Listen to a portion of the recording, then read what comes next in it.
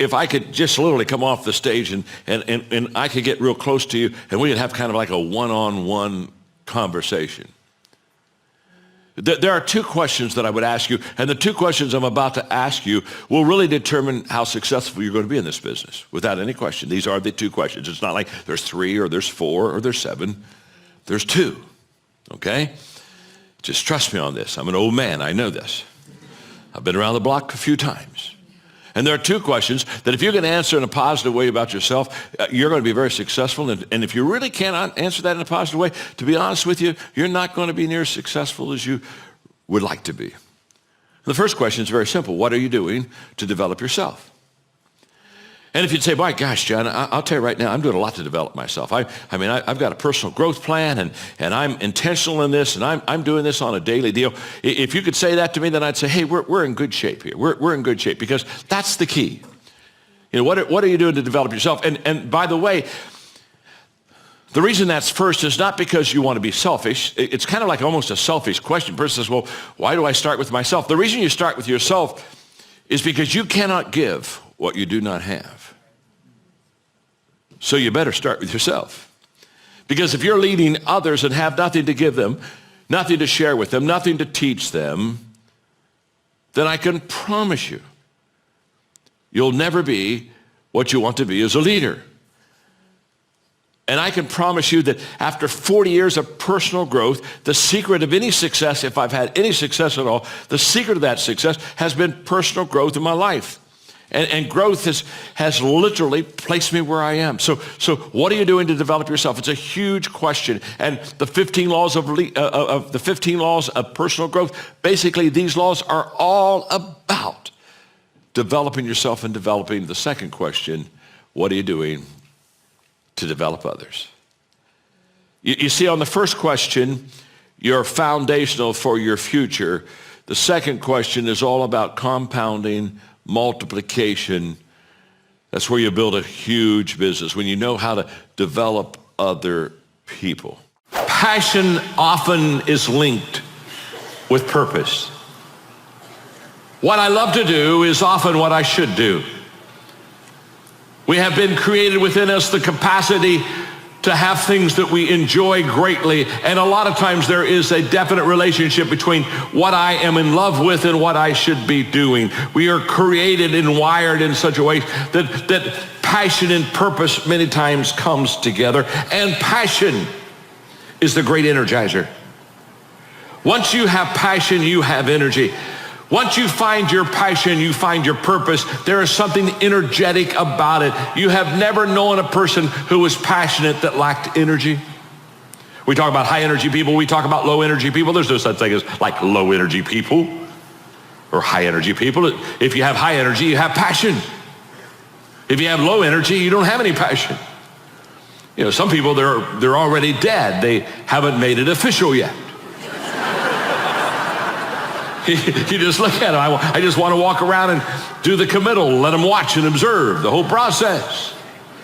But passion gives us a great amount of energy. And when we have that passion, there's something about how we love what we're doing and we enjoy what we're doing. And passion energizes us. A person with passion always stands out. The world is so full of apathy. It's so full of average. It's so full of whatever. That once you have passion and once you have a sense of energy in your life, it just sets you apart. It distinguishes you. It already gives you what I would call a head start in success in life. So when they ask me, are leaders born? I know what they're not really asking, are they born? What they're really asking is, are there some people when they're born, they got it? And some people when they're born, they don't got it. And if you got it, you go to the front of the line. If you don't got it, you go to the back of the line. That's what they're asking. And I've got great news for you, and I do believe, I have no question about it, that there are some people that are born with what I call leadership leanings. No doubt about that, just like some people are born with kind of a musical leaning. No doubt. But the great news is, because I've done this for so long, and I've done this with so many over such a long period of time in every country of the world, what I know is you can learn to lead. You can learn to lead. You can learn to be a better leader than you are right now. You can grow as a leader. If I'm a 5 as a leader, that means my organization will be what? Talk to me. A 4. Okay, here we go. because the leadership lid won't allow it to go higher. So how do I grow my organization? This is very simple, folks. I've got to raise my lid, don't I? I've got to get this lid up, and because I can become a better leader, I can raise my lid, true? So I can go from a 5 to a 6, to a 7, to an 8, to a 9.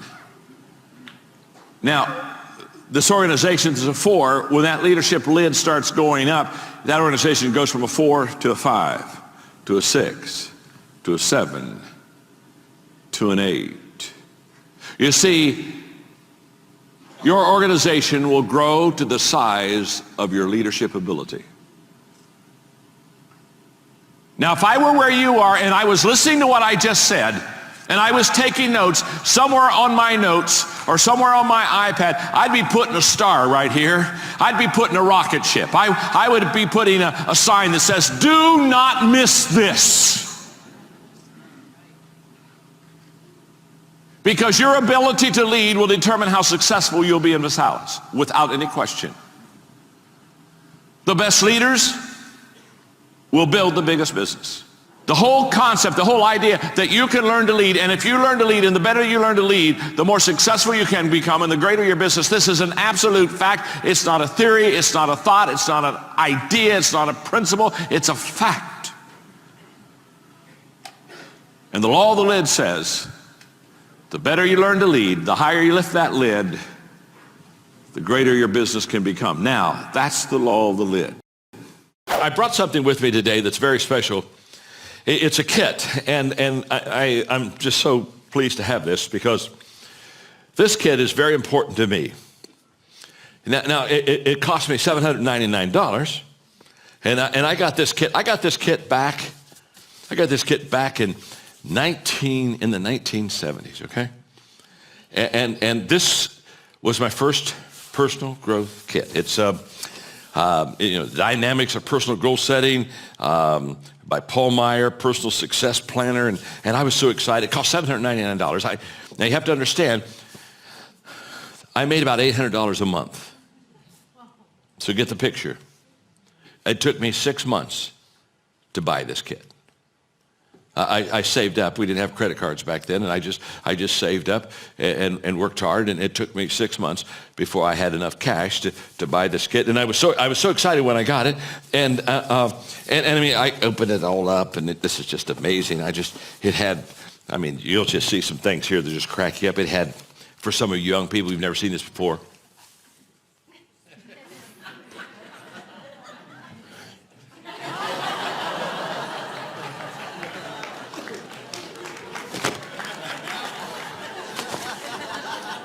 they're called cassette tapes. And I remember taking the first cassette tape out, putting it on my little cassette player, opening this up. Oh my gosh, this was so wonderful. That wasn't. They had page by page plans. I go through the plans and listen to the tapes and go through the plans, listen to the tape, go to the plans, listen to the tape. This is my first growth experience. And the ROI on this $799 kit,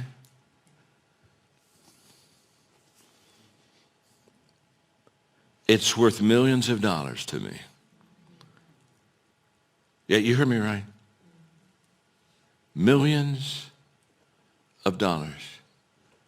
And experiences and a lifetime of growth. And what's interesting is, now here's what I want you to hear. The value of this kit, the content was good, but that wasn't the value. The content was good. But as I look back now, I say, what made this so special? What made this so special is very simple. This is the kit that got me started. Hear me out. The value of what you do for people is not so much what you give to them as much as it challenges them to get started. Getting started is absolutely the key to life. And by the time I finished going through this personal growth kit, By the time that was all finished, I had 6 months of day in, day out, personal growth. And what it did is it developed a habit in my life. And by the time I finished with that kit, now I'm used to spending time every day in personal growth. It got me started. I mean, this is worth this whole lesson if you can just get this. The reason I'm so passionate about personal growth is personal growth keeps me prepared. In other words, if I'm continually growing, I continue developing myself, and I'm continually learning, and I'm continually doing new things and going to another step higher, can I tell you what that is? That constant growth is the preparation for the opportunity. So when the opportunity comes, here's the way. You don't go into an opportunity, you grow into an opportunity. And so I'm passionate about personal growth because for that person who says, wow, I had an opportunity, I wasn't ready.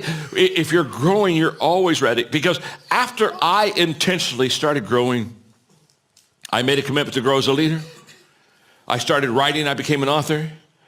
I developed growth resources for other people. I founded my first company. I began training conferences. Everything I can think of that has ever been good in my life was a result of the fact that I started personal growth in my life. I got started, and guess what? When I got started, let me tell you what I didn't have. I didn't have experience. I didn't have knowledge. I did not have a model. I did not have a mentor. I did not have a plan. I did not have a fellow traveler. I did not have resources. I did not have money. I did not have a growth environment. But I got started. You don't stop or not start because of what you don't have. You don't start because you don't realize yet that the fruit of everything good in life begins with a challenge. There's nothing easy in life, worthwhile in life. Everything is uphill that's worthwhile. And it's not going to come to you, and it's not going to fall in your lap, and it's not going to be something that, oh my gosh, it just was so simple. It's always going to be difficult. The rule of 5 is the most life-changing concept for focusing on success that I have ever taught, that I've ever lived. So I'm just going to drop it on you just enough to help you understand the 5 concept, to help you understand the 5 things you need to do to lift your leadership lid. The rule of 5 just simply says, if you have a tree in your backyard that you want to cut down, and you have an axe, if every day you pick up that axe and you go to that tree and you swing 5 times with that axe to hit that tree, put the axe down. The next day you go out, pick up the axe, swing 5 times at the tree. Put the axe down. The next day you go out, pick up the axe, and 5 more times you swing at that tree. 5 times every day you pick up the axe, and only 5, not 50, not 15, not 500. 5. If you swing 5 times a day at that tree with that axe every day, let me ask you a question. What eventually is going to happen to that tree? That tree is going to fall. Now, there's no question about that, is there?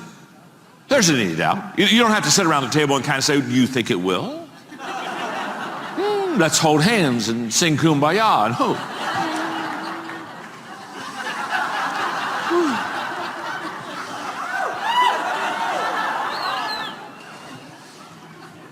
If you swing 5 times a day at that tree every day, that tree will fall. End of story. Now, if it's a big tree, it may take a couple years.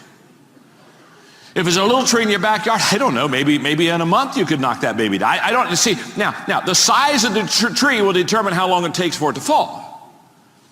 But that's not what we're debating here. What we're teaching here is if you swing 5 times a day at that tree, every day the tree will fall. Now that's the rule of 5. The rule of 5 says, find your tree. What's your goal in life? What's your purpose? What do you want to accomplish? What do you want to knock down? Where's your axe? What are your tools? What is it that you're going to use to effectively go after that goal 5 times a day? What is it? Because whatever that is, if you use it 5 times a day, every day, you'll be highly successful. For example, I write books. So let me just put that in writing for a moment. I've written 73 books. Jason, that was a nice introduction. It's 22 million, not 19. But what's 2 or 3 million? Give a little, take a little here, a little there. People say, John, how have you written 73 books? Oh, thank you for asking. The rule of 5. You see, there are 5 things I do every day that allows me to write that many books. It's not magic. It's not that I'm brilliant. It's just that I know the rule of 5. The rule of 5. You see, every day I read. Every day I file. Every day I think. Every day I ask questions, and every day I write. Every day I do those 5 things. Every day I read. Every day I file. Every day I think. Every day I ask questions. Every day I write. Every day I read. Every day I think. Every day I file. Every day I ask questions. Every day I write. Every day I think. Every day I read. Every day I ask questions. Every day I file. Every day I write. Every day I write. Every day I read. Every day I think. Every day I file. Every day I ask questions. Yes, I can do it in different orders, but every day. Doesn't matter whether you swing the axe left-handed or right-handed. You just got to hit the tree. Every day I read, file, think, ask questions, write, read, think, file, ask questions, write, read, think, file, ask questions, write. You say, now, John, what do you mean by every day? This is where it gets a little long sometimes. What I mean by every day is every day.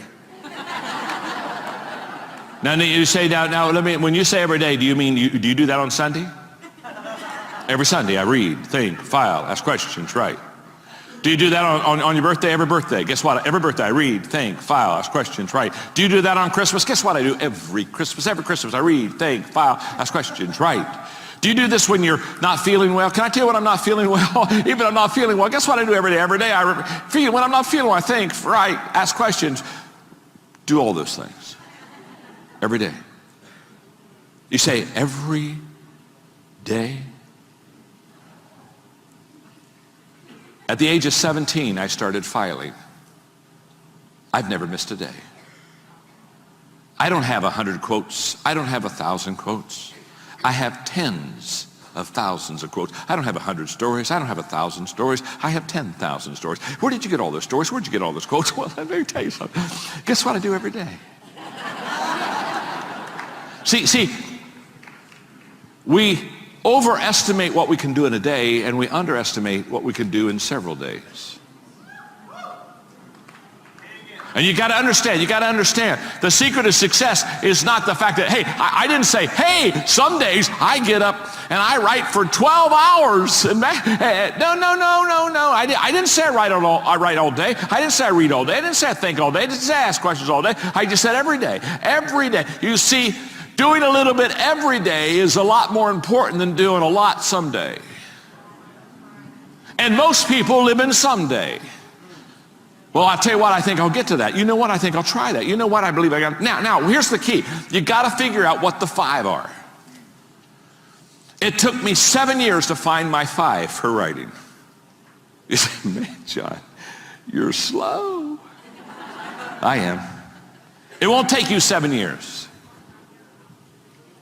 But it'll take you a long period of time. I could get the first 2 quickly, but the 3rd, the 4th, the 5th, it took me 4 years to get the last one. I can remember as a parent, as my children got to a certain age and where they looked to me for influence, I can remember very well when I saw them beginning to go to their friends. And that's where their influence began. And that's where their influence began to increase. As a parent, that got a little scary for me because I could see I was having a little less influence and the friends were having a little bit more. Well, my parents were very wise. My parents understood that who my friends were would determine who I was going to become. Birds of a feather flock together. And in their wisdom, they decided that they wanted to know my friends and they wanted to see my friends. So therefore, they provided a lot of wonderful things in our home so we would have our friends at our house so that my parents could observe and watch the kind of kids I ran around with. And what I learned as a kid growing up is very simple. There are some friends that were positive for me, and there were some friends that were negative for me. And my determination of which friends I was going to let influence me basically determined whether I was going to have a positive or a negative life. Fortunately, because of good parental advice and guidance, I chose good friends, which really did make a difference. Because you see, friends are wonderful. They give us support, they give us strength. They're either, though, a real asset or a real liability. So I would just want to encourage you, choose your friends wisely. You don't need a lot, but you need some good ones. Every leader I have ever known had a dream, had a vision. In fact, I would say to you, if you're not seeing what could be and what you would like to have, I would say you probably are not a leader. But what I've discovered about dreams is this: dreams are free, but the journey isn't. And so leaders go beyond just having a dream. They go beyond having a wish list, sitting around a table and kind of hoping something might come to pass. They understand that if they have a dream, if they're a dreamer, they have to pursue that. They have to take the journey. The dream's free, the journey isn't. And what leaders find is that when they go forth through that dream, they continually have to pay that price. They continually have to realize that they make down payments on the dream they have. But there's one thing else I would like to say. All leaders realize that whatever they pay, it's worth the price, because dreams for them do come true. I was sitting at a round table with executives one day, and a person that is highly successful, I could tell, was a little discouraged. And he said, "John, I've hit every goal of my life. And now I basically have lost my motivation and my passion." And I looked at him, I called him by name. I'll say Don, that wasn't his name. I said, "Don, the problem is you've been goal-oriented instead of growth-oriented. You see, if you and I are just goal-oriented, when we hit our goals, it's kind of like eureka, we've arrived, we celebrate, have a party, but then all of a sudden there's an emptiness like, okay, I've hit it. But if you're growth-oriented and establish goals within your growth-oriented journey, you'll hit those goals, but you'll look at it and say, hey, this is just another step towards my total growth. And I've never known a person who said, John, I've grown as big as I can ever grow, and I know as much as I can ever know, and so therefore I have nothing to accomplish. You see, if you're goal-oriented, you'll hit your goal and then be a little empty. But if you're growth-oriented, you'll never hit that goal. Just keep growing. You and I both know that God's gift to us is our potential, and our gift back to Him is what we do with our potential. Perhaps the greatest insult that we can ever give to our Creator is to be a slacker, to somehow have these gifts and have these opportunities and have this potential and do nothing with it. I would suggest today that you believe in yourself as much as God believes in you. He created you for greatness. Now, that's how He created you. You determine how great you become. He has already given you the potential, and He's already given you the opportunity. Your response? Either seize the moment in the day and become all that you possibly can be, or slack in the moment and basically rest and just let things come to you. I encourage you on Minute with Maxwell, take the potential that you have been given as a gift. And the way to say thanks to that gift is by giving your life your very best. And the word that came to my heart this year that I think God wants me to focus on in 2015 is the word intentional. He wants me to be intentional. He wants me to, maybe more than ever before in my life, really focus on some things that are important and live a life every day, not a day that kind of where I try to accept my day, but a day where I lead my day, a day where I focus on making sure that I really put my intentionality where it needs to be. We all heard the expression, all is well that ends well. I'm here to tell you all is well that begins well. And this is the first of the year, and for many of you, this is your chance. This is your shot. This is your moment. This is your time. This is your opportunity. All of you that are watching online, the different campuses, Daystar, this is your opportunity. This is your time. This is your moment. This is your place for you to really begin to live an intentional life.